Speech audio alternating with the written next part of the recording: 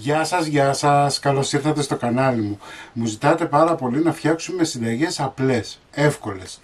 Μία είναι αυτή που θα σας δείξω σήμερα. Θα φτιάξουμε τυροπιτάκια κουρού, πεντενόστιμα, τραγανά και εύκολα. Μην ξεχνάτε να κάνετε κοινοποίηση στα βίντεο μου, να κάνετε εγγραφούλα στο κανάλι μου. Οτιδήποτε χρειάζεται μπορείτε να δείτε στην ομάδα μας Μαγειρικές Απολαύσεις στο Facebook.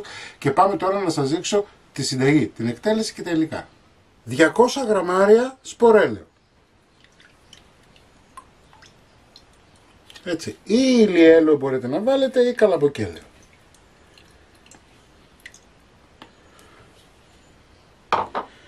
«100 γραμμάρια ελαιόλαδο.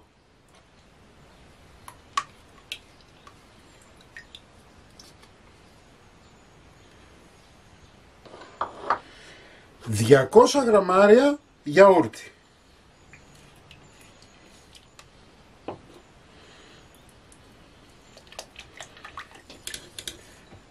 1 κουταλάκι του γλυκού αλάτι.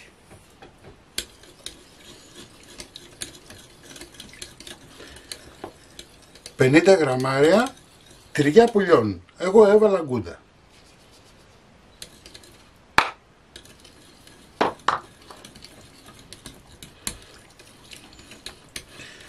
Ανακατεύουμε.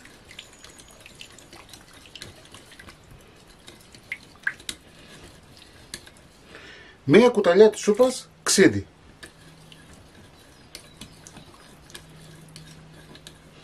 Θα βάλουμε και πιπέρι. Εύκολα πράγματα, έτσι. Αφήνουμε στην άκρη. Εδώ έχω αλεύρι για όλες τις χρήσεις. Θα βάλω 10 γραμμάρια baking powder, μία γεμάτη κουταλιά του γλυκού. Ανακατεύω. Και πάμε σιγά σιγά να ρίξουμε το αλεύρι στη ζύμη μας. Σας έχω πει, δεν ρίχνουμε ποτέ, όταν έχουμε ζύμες, δεν ρίχνουμε ποτέ το αλεύρι όλο μαζί.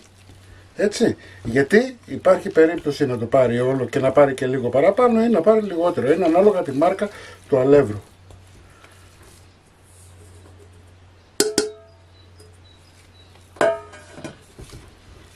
Θα δουλέψουμε και λίγο με το χέρι. Η ζύμη είναι φανταστική, είναι πανεύκολη όπως είδατε, με υλικά που σίγουρα έχετε όλοι στο σπίτι. Δεν είπα το αλεύρι, 500 γραμμάρια.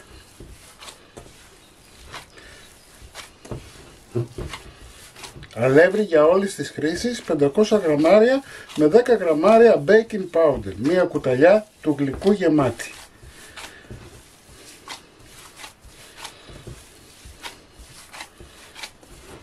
Ούτε μίξερ, ούτε ταλαιπωρία. Κοιτάξτε τι ωραία που γίνεται η ζύμη. Πώς μαζεύει. Μαζεύεται.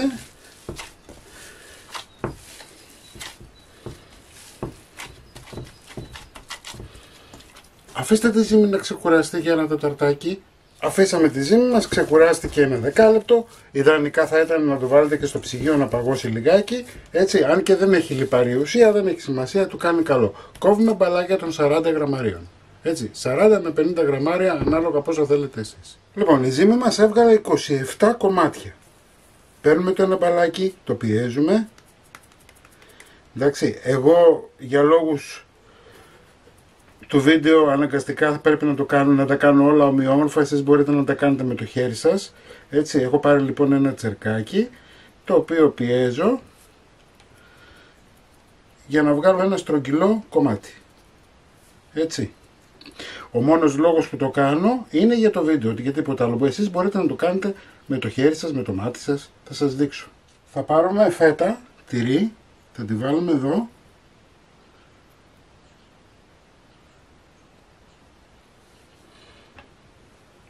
Παίρνουμε το ένα μέρος και το κλείνουμε μισοφέγγαρο.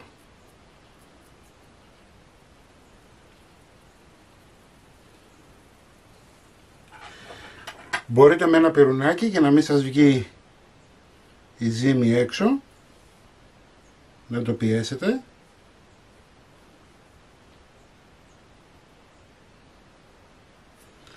Και το πρώτο μας είναι έτοιμο. Εντάξει. Και επειδή σίγουρα δεν υπάρχει λόγος να παιδεύεστε με το τσέρκι και με αυτά, βλέπετε, εγώ θα σας το δείξω και έτσι, το ανοίγετε με το δάχτυλά σας, είναι πανεύκολο.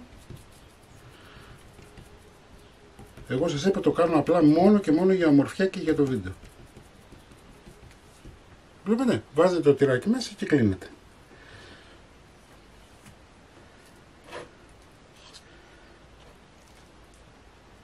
Έχω πρωτοποιήσει τη φέτα μου.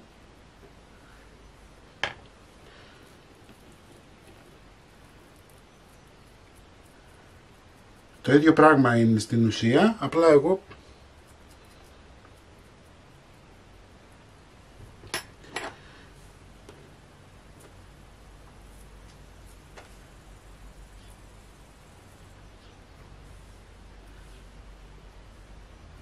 μόλις τα φτιάξετε τα βάζετε σε ταψί με λαδόκολλα. Τα πρώτα μας τυροπιτάκια είναι έτοιμα, εντάξει.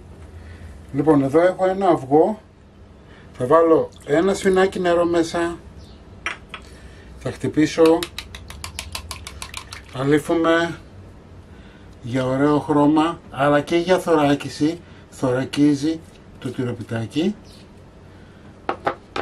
Έχουμε ανάψει το φούρνο μας 200 βαθμούς αντιστάσεις. Βάζουμε λίγο σουσάμι, εάν θέλουμε προαιρετικά, και λίγο μαύρο σούσαμο. Συνεχίζουμε.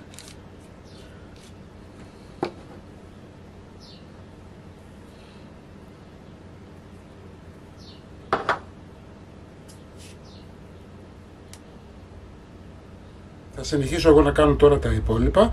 200 βαθμούς αντιστάσεις, έτσι, για 25 λεπτά στη μέση του φούρνου. Λοιπόν, αυτή είναι η πρώτη φουρνιά, έτσι, ή ό,τι απέμεινε από αυτήν. Ήδη έχουν αρχίσει και εξαφανίζονται, γίνονται φανταστικά, τραγανά, να τα φτιάξετε. Μην ξεχνάτε να κάνετε κοινοποίησεις στα βίντεό μου, να κάνετε γραφούλα στο κανάλι μου, οτιδήποτε χρειάζεται μπορείτε να έρθετε στην ομάδα μας Μαγειρικές Απολαύσεις στο Facebook και εμείς θα τα ξαναπούμε πάλι με ένα επόμενο βίντεο. Γεια και χαρά σας!